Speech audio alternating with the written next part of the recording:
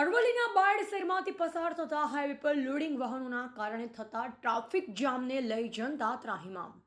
જનતાએ રેલી યોજી પ્રાંત અધિકારીને આપ્યું આવેદનપત્ર.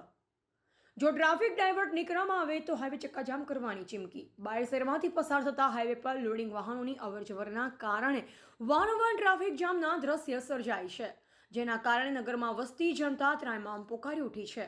ન છૂટકે ભારેખમ લોડિંગ વાહનોની અવરજવરથી સર્જાતા ટ્રાફિક જામથી પરેશાન બાયડના નગરજનોએ મંગળવારના રોજ બાયડ માર્કેટયાર્ડ પાસે એકત્ર થઈ રેલી સ્વરૂપે પ્રાંત કચેરીએ પહોંચી આ સમસ્યાનો તાત્કાલિક નિવેડો લાવવા માટે પ્રાંત અધિકારીને આવેદનપત્ર આપી ચીમકી ઉચ્ચારી હતી કે જો સમયસર પગલાં લઈ લોડિંગ ટ્રાફિક ડાયવર્ટ કરવામાં નહીં આવે તો જનતાને ન છૂટકે મોડાસા નડિયાદ હાઈવે ચક્કાજામ કરવાની ફરજ પડશે.